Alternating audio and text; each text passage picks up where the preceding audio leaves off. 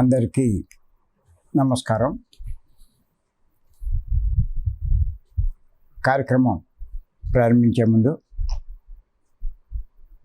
గురువుగారు బ్రహ్మర్షి పత్రి గారికి ఒకసారి మనం ధన్యవాదాలు చెప్తాము.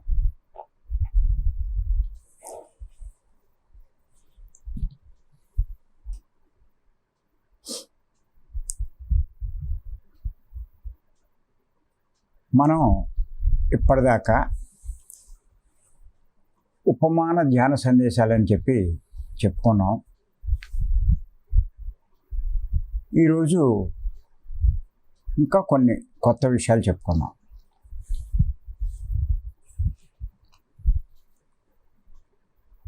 మన అందరం కూడా ప్రతిరోజు ఉదయాన్నే లేచి, ఇదేం మామూలు విషయం కాదు,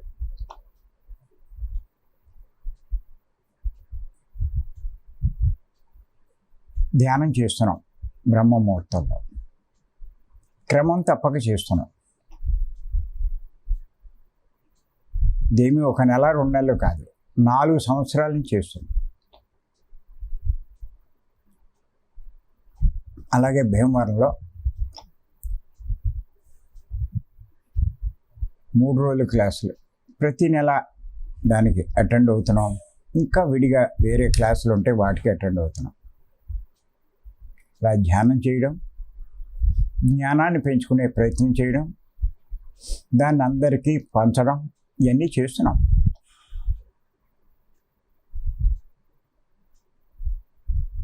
కొంతమందికి అనిపించవచ్చు, ఇంతలా చెయ్యాలా,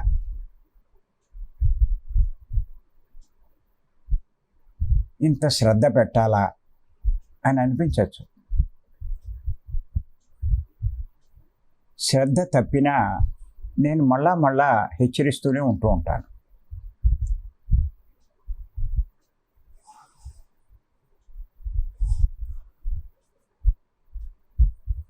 ఏమిటి ఈయన చేదస్తావు అని కూడా మీకు అనిపించవచ్చు ఒక్కోసారి.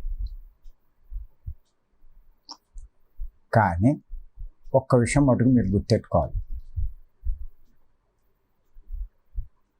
ఇప్పుడు మనం ఊరికే సరదాగా చేయట్లేదు, పని పాట లేకుండా ఏదో చేస్తున్నట్టు కాదు.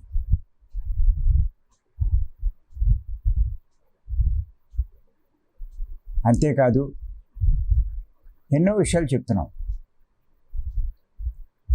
కాస్త మమకారాలు తగ్గించుకోండి, జ్ఞానం మీద శ్రద్ధ పెట్టండి, ఇవన్నీ చెప్తున్నాం.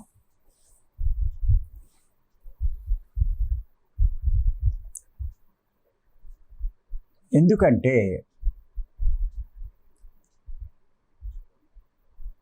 ఇప్పుడు మీరు ఎంత శ్రద్ధ చూపించి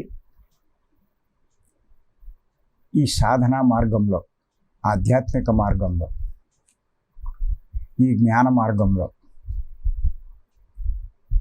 ఎంత ఎదుగుతారో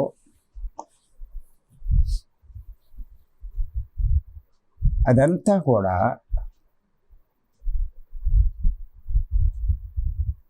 మీ మరు జన్మకి, రాబోయే జన్మకి ఎంతగానో ఉపయోగపడతాయి. ఈ విషయం మర్చిపోకండి.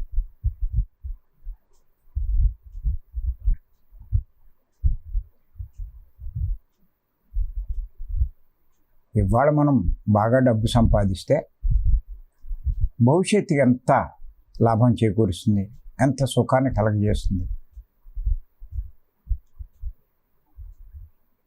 మనం ఇవాళ నేర్చుకున్న విద్య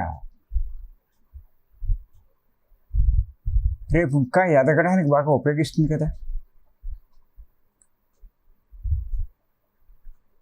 హై స్కూల్ లెవెల్ మీరు బాగా ఉత్తీర్ణులు అవుతే కాలేజీకి వెళ్తారు, కాలేజీలో ఇంకా ఉత్తీర్ణత సాధిస్తే పోస్ట్ గ్రాడ్యుయేషన్కి వెళ్తారు. అలా కష్టపడి చదివింది వృధా కాదండి. అలాగే ఈ జన్మలో మనం కష్టపడి సాధించింది వృధా కాదండి. వీటన్నిటి యొక్క ఎఫెక్టే మరుజన్మకి ఉంటుంది.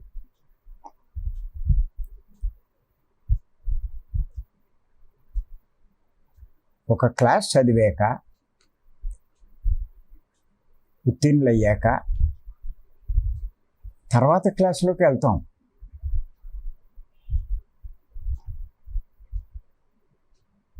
అంతేకాని ఆ క్లాసులో ఉన్నాం, కిందకు ఉండం. అలాగే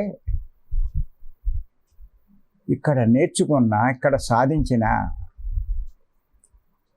దాని తర్వాత స్టేజ్కే మనం వెళ్తాం. ఇక్కడ కష్టపడింది కానీ, సాధించింది కానీ ఏది వృధా కాదు.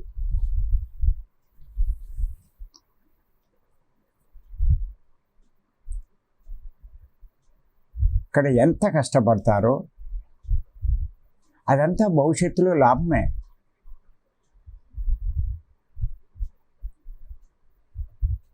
చచ్చిపోతే ఇంక అయిపోతుంది అనుకుంటారు. చచ్చిపోయినా కూడా చేసింది, సాధించింది వృధా కాదు, అయిపోదు. ఇంకేముందండి, కాల్ చేస్తారు కదా దేహాన్ని అంటారు. దేహం కాలుతుంది, ఇక్కడ చేసింది మటుకు వృధా కాదండి.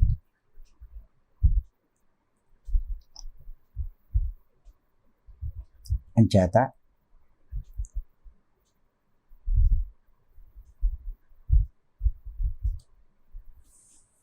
ఇక్కడ మనం చేసేవి, సాధించేవి, నేర్చుకునేవి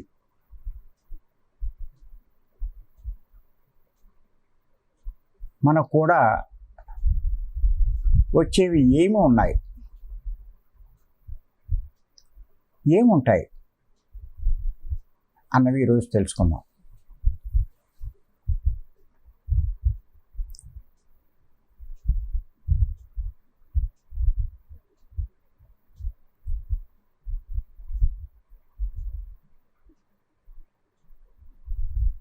అంటే గత జన్మను బట్టే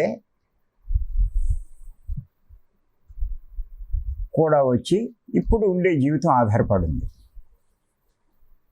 అలాగే ఇప్పుడు సాధించింది మరుజన్మకి ఉపయోగపడుతుంది.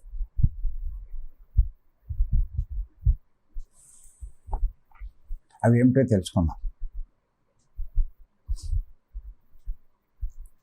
మనకు కూడా వచ్చే వాటిని 4 రకాలుగా చెప్పుకోవచ్చండి.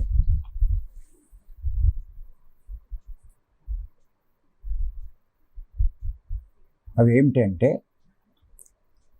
వాసనలు,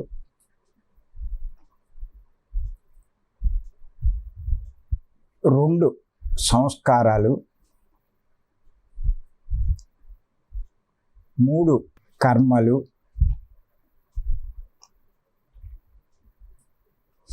4 జ్ఞానం.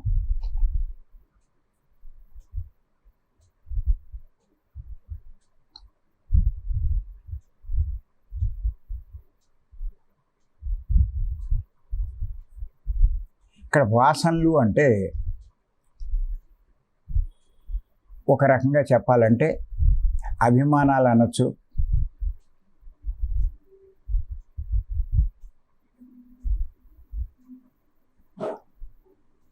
సంస్కారాలు అంటే అలవాట్లు,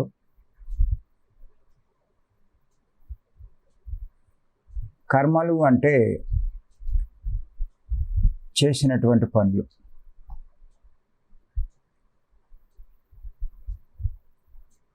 జ్ఞానం అంటే ఆత్మకు లాభించేవి, ఆత్మ ఉన్నతి కలిగించేది. ఇవన్నీ కూడా వస్తాయి. వాటి గురించి కొంచెం వివరించుకుందాం, డీటెయిల్గా వివరించుకుందాం.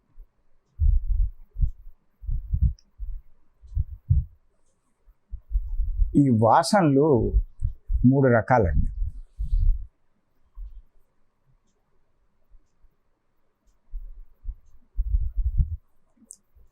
దేహవాసన,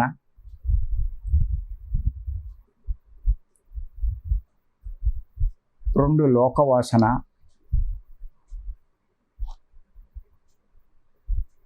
మూడు శాస్త్రవాసన.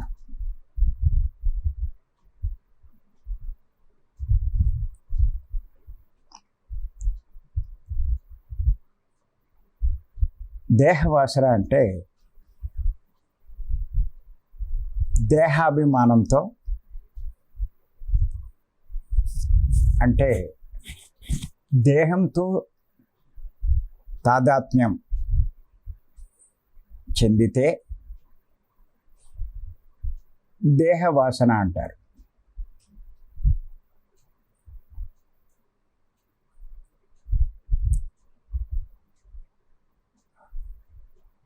లోకవాసన అంటే మనస్సుకు లోబడి మనస్సుతో తాదాత్మ్యం చెందితే లోకవాసనలు ఉంటాయి.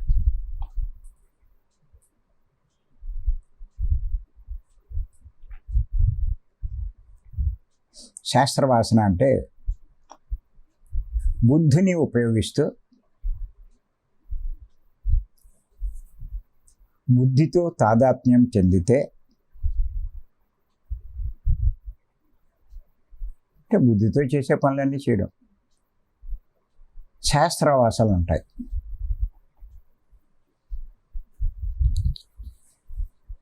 ఒక రకంగా చెప్పాలి అంటే ఈ మూడు వాసనలు మానవునకు ఇనుప సంకెళ్ళు లాంటివి.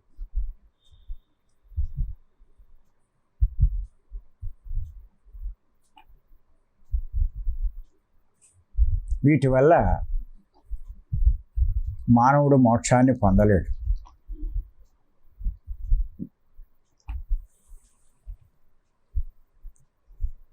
ఈ దేహవాసనల గురించి ఇంకొంచెం తెలుసుకుందాం, వివరించుకుందాం. దేహం కోసం చేసేవన్నీ దేహవాసనలు. ఇక్కడ ఒక పాయింట్ మటుకు ఇందాక చెప్పింది మీరు గుర్తెట్టుకోవాలి. ఈ మూడు వాసనలు మానవునకు ఇనుప సంకెళ్ళు లాంటివి. వీటి వల్ల మానవుడు మోక్షాన్ని పొందలేడు, దుఃఖం నుంచి బయటపడలేడు. అది అక్కడ తెలుసుకోవాలి. దేహవాసనలు అంటే దేహం కోసం చేసేవన్నీ దేహవాసనలు. సంసారం, కుటుంబం, భార్య, భర్త, పిల్లలు, బంధువులు లాంటి వారి మీద మమకారంతో వారి కోసమే జీవించడం, తన సమయం, జీవితం అంతా వారికే వెచ్చించడం, అంతకన్నా ఇంకేముంది జీవితం అని అనుకోవడం,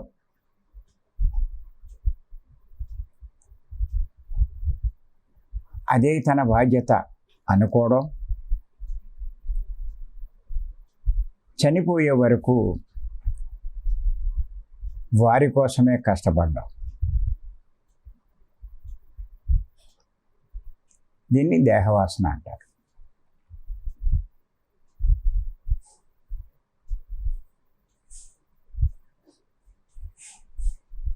అంటే దేహం తప్ప ఇంకే ఆలోచన ఉండదు. ఇంకా అంతకన్నా ఏముందంటారు.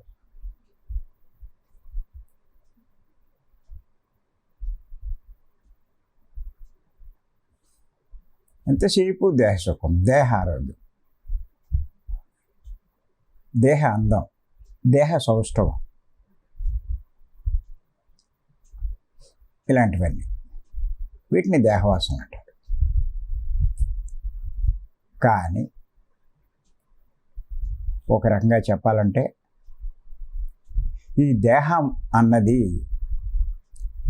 రోగాల పుట్ట, బాధల తొట్ట.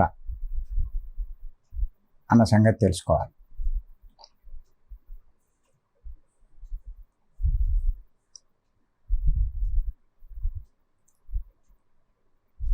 ఇది తెలుసుకుంటే ఆ దేహం మీద ఆ మమకారం, ఆ అభిమానం తగ్గించుకుంటాం.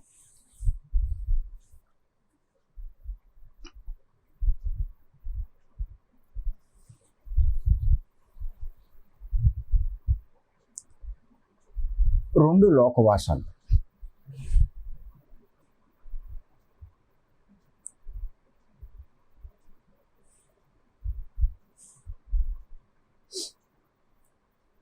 ఇది మనసుకు సంబంధించింది.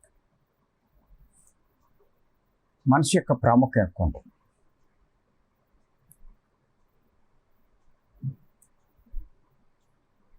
లోకుల కోసం చేసేవన్నీ లోకవాసనలు, కోరికలు. అంటే మనసులో ఏముంటాయి? కోరికలేగా. అన్ని రంగాల్లో అందరికంటే అధికంగా ఉండాలని, వాటి కోసమే జీవితం అంతా వెచ్చించడం.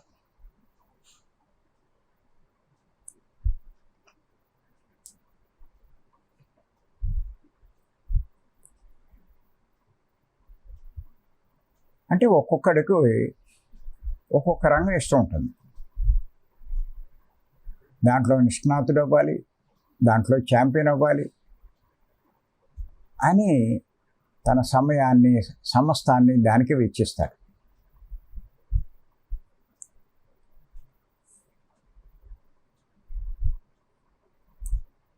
కొంతమంది సంగీతం మీద, కొంతమంది ఆటల మీద, కొంతమంది సినిమాల్లో,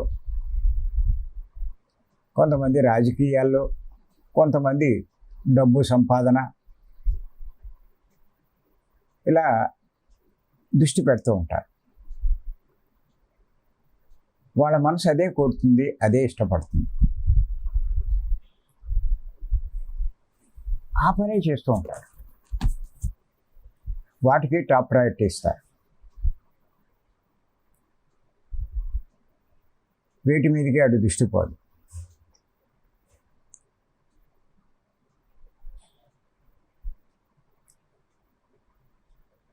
ఎక్కువ తనకంటే కూడా ఇతరుల గురించి ఎక్కువ ఆలోచిస్తారు, లోకం గురించి. దీన్ని లోకవాసన అంటారు. మూడోది ఏంటంటే శాస్త్రవాసన. ఒక రకంగా చెప్పాలంటే ఇది బుద్ధికి సంబంధించింది. బుద్ధి స్థితిలో వచ్చిన వారు చేసే పనులన్నీ ఇలాగే ఉంటాయి. వాళ్ళు శాస్త్రాలన్నిటినీ అధ్యయనం చేస్తారు, వాటిని పూర్తిగా విశ్వసించి దానికి అనుగుణంగా జీవించడానికి ప్రయత్నిస్తారు. దీన్ని శాస్త్రవాసన అంటారు.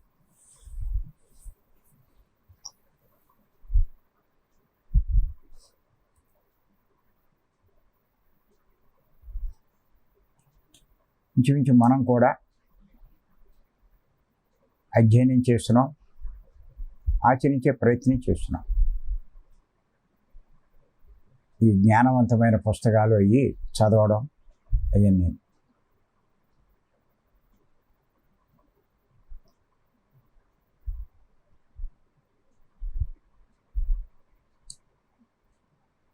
వాటి మీద ఆసక్తి ఉంటుంది.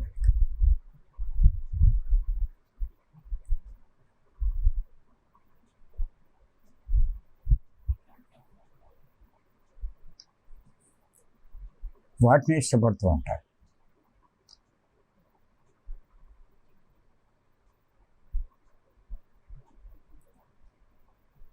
ఇలా ఇక్కడ గమనించినట్లయితే దేహం మీద ఆసక్తి ఉన్నవాడు దేహ సంబంధమైనవి చేస్తూ ఉంటారు. మనసు మీద ఆసక్తి ఉన్నవాడు మనసుకు సంబంధించి చేస్తారు.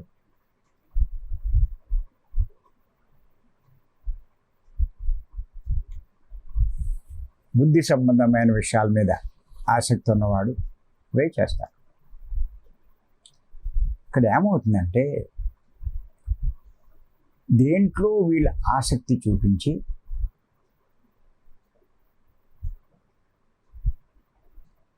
ఆ పని చేస్తూ ఉంటారో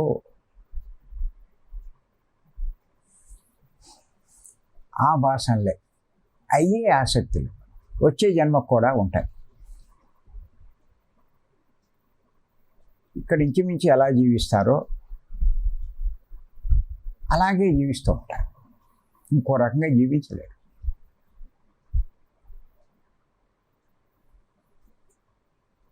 మనం చూస్తున్నాం. మంచి సంగీత విద్వాంసుడు అనుకోండి, చిన్నప్పటి నుంచి పాటలు పాడుతూ ఉంటాడు. మరి జన్మలో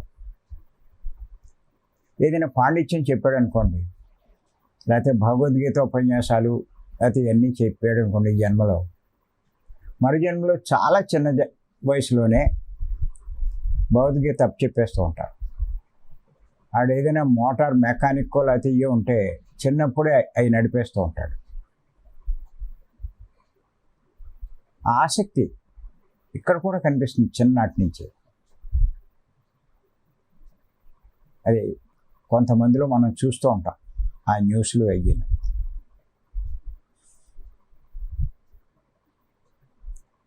అంచేత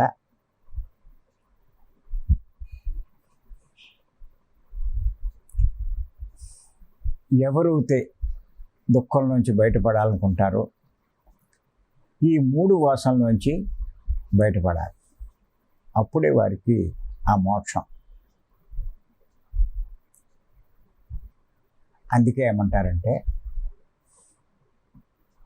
వాసనాక్షయమే మోక్షం అని కూడా అంటారు.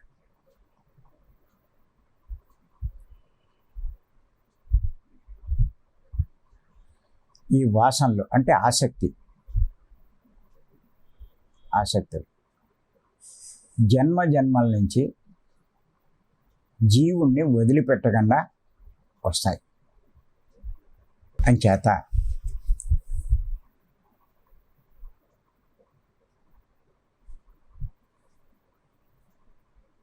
ఇక్కడ ఉన్నవి వదిలిపెట్టవు అన్న విషయం మనం గ్రహించాలి.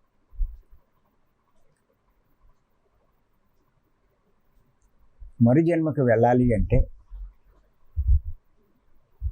మనం ఇక్కడ మంచి ఆసక్తి కలిగి ఉండాలి.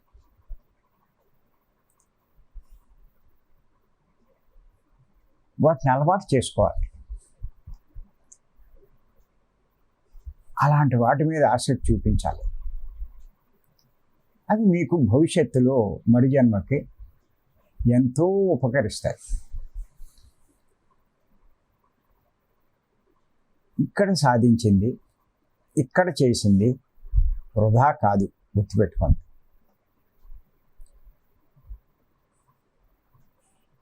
ఇది ఇక్కడితో అయిపోదు.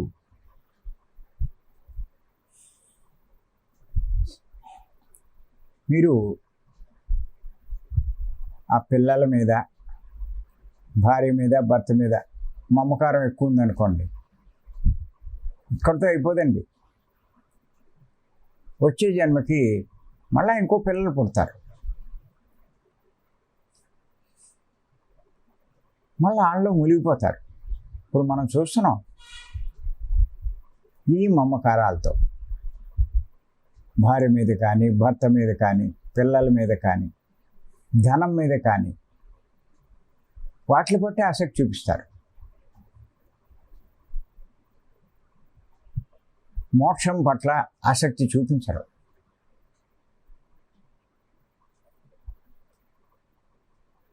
వీళ్ళు వాటి మీద ఎంత ఆసక్తి చూపించినా దుఃఖంలోంచి బయటపడరు. మళ్ళా దుఃఖం కలిగితే బాధపడిపోతారు.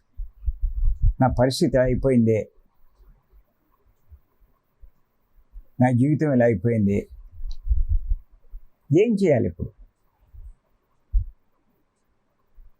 అని చెప్పి చాలా బాధపడతారు. అంచేత ఈ జన్మలో ఇలాంటి ఆసక్తుల నుంచి మనం బయటపడితే మరు జన్మకి వెళ్ళినప్పుడు వీటి మీద ఏమీ ఆసక్తి ఉండదు. ఉంటాం వాటితోటి. ఆ మమకారం చూపించాం. ఉండాలి. జన్మ తప్పదు, శరీరం తప్పదు, జ్ఞానం పొందాలి, ఆ ప్రయత్నం తప్పదు. కానీ దానికి ఇది ఆటంకం. మరి ఈ రకమైనవన్నీ కూడా వస్తాయి, కనపడవు కానీ వచ్చేస్తాయి.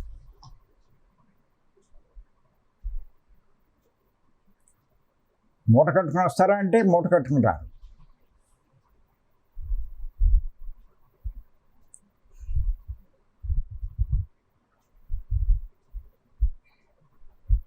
ఇప్పుడు చూడండి, ఒక ఇంగు డబ్బాలో ఇంగు వేశారు. కొన్నాళ్ళు పోయాక ఇంగు తీసి డబ్బాను కడిగేశారు. ఎంత కడిగినా ఆ ఇంగు వాసన ఎక్కడికి పోదు. ఆ డబ్బా ఎక్కడ పట్టుకెళ్ళి దాంట్లో వాసన ఉంటుంది. అలాగే ఇంగు అయిపోయింది, ఇంగు లేదు కానీ వాసన ఉంది. అలాగే ఇక్కడ కూడా ఆ సంసారం ఇవన్నీ వదిలేసాం, కానీ ఆ సంసారం మీద ఉన్న వాసన, ఆ ఆసక్తి, ఆ అభిమానం అయిపోదు. అవి కూడా వస్తూనే ఉంటాయి. ఒరి జన్మ వచ్చినా కూడా మళ్ళీ దాని మీదే ఉంటాయి దృష్టి. ఎవరైనా చెప్పినా కూడా ఎక్కదు. అది కాదు నీ జీవితం, నువ్వు దేహం కాదు, నువ్వు మనసు కాదు, నువ్వు బుద్ధి కాదు చెప్తే వాళ్ళకి ఎక్కదు. దాని మీద ఆసక్తి చూపిస్తారు.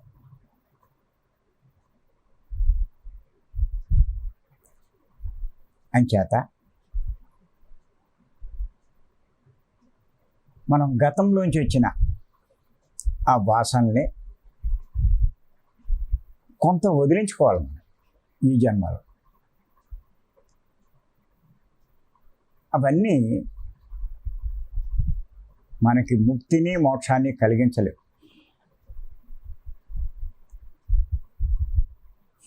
ఆ ముక్తిని మోక్షాన్ని కలిగించే వాటి మీద ఆసక్తి చూపించాలి. కారణం మనం దేహం కాదు, మనసు కాదు, బుద్ధి కాదు, మనం ఆత్మల. అందుకే పత్రి గారు ఈ 4 పనులు చేయమంటారు. శ్వాస మీద ధ్యాస ఉంచి తీవ్ర ధ్యాన సాధన,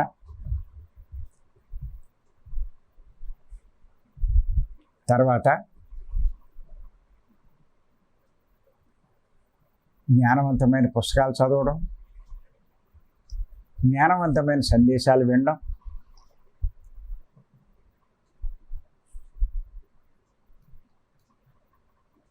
ఈ మార్గంలో సేవలు చేయడం. ఎప్పుడైతే మీరు ఇది చేస్తున్నారో ఇవే ఆసక్తి మరుజన్మకు కూడా వస్తుందండి. అందుకే మీరు చూడండి, ఈ ధ్యాన మార్గంలోకి చాలామందిని రమ్మంటాం, మనం పిలుస్తాం, చెప్తూ ఉంటాం. ఆసక్తి చూపించరు. కానీ ఇప్పుడు మీరందరూ చూపించారు. ఎందుకు చూపించారు అంటే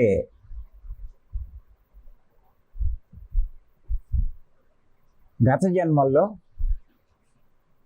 మీరు వీటి మీద ఆసక్తి చూపించడమే దానికి కారణం. ఆ వాసనలు వచ్చినాయి, ఎక్కడ పోతాయి? అందుకే అంటాం, గత జన్మ సంస్కారం ఉన్నవాడే ధ్యానంలోకి వస్తాడు అని చెప్పి. ఇన్ని వేల మందిలో ఎంతమంది వస్తున్నారు? మీరు ఒక్కసారి భీమవరం అబ్జర్వ్ చేయండి, ఎన్ని ఊళ్ళ నుంచి వస్తున్నారో చూడండి. అంటే దాని అర్థం ఏంటి? ఆ ఊళ్ళో వేల మంది ఉండొచ్చు, జనాభా లక్షల మీద ఉండొచ్చు, వచ్చేది 2, 3, 4, 5. అంతమందికి ఆసక్తి ఉంది. మిగతా వాళ్ళు ఎందుకు చూపించట్లా? గత జన్మల్లో వాళ్ళకి వేరే విషయాల మీద ఆసక్తి ఉంది, ఆ వాసనలే ఇప్పుడు అలవాటై వాటి మీద ఆసక్తి చూపిస్తున్నారు వాళ్ళు. అంచేత మనం చేసింది వృధా కాదు.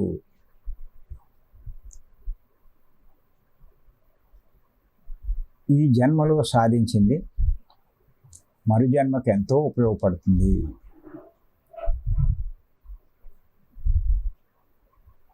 ఈ జన్మలో చదివింది, ఈ సంవత్సరం చదివిన క్లాసు మనల్ని ఇంకా ఉన్నత స్థితికి చేరుస్తుంది.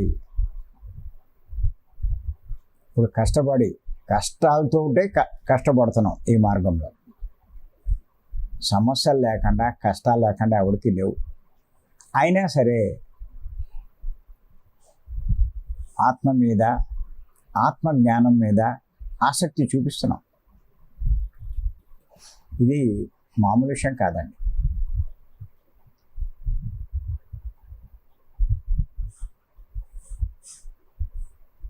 అంత ఆసక్తి చూపిస్తున్నాము అంటే మామూలు విషయం కాదు. ఓ రకంగా భవిష్యత్తుకు పునాదే, భవిష్యత్ జన్మలకు పునాదే.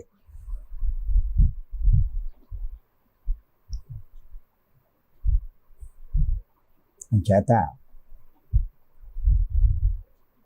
చేసినవి అన్నీ కూడా వస్తాయి, మర్చిపోద్దు. ఇంకేవి కూడా రావండి. వేటి మీద మమకారాలు చూపిస్తారో ఆ బంధువులు రారు, ఆ పిల్లలు రారు, భార్య రాదు, భర్త రాడు, ఎవరు రారు. వాళ్ళ మీద మీకున్న ఆసక్తి, అభిమానం అవి వస్తాయి. మళ్ళా అటువంటి జీవితాన్నే మీరు ఇష్టపడతారు. ఆ వాసనల వల్ల.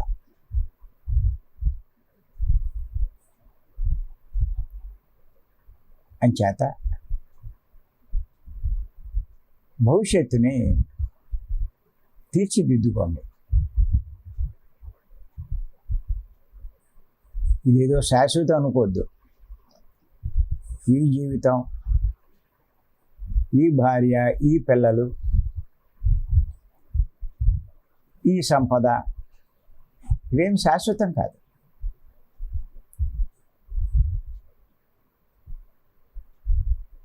ఇక్కడ మీరు ఏం సాధిస్తారో అదే శాశ్వతం. ఇక్కడితో అయిపోదండి. మరు జన్మకి ఖచ్చితంగా వస్తాయి. అంచేత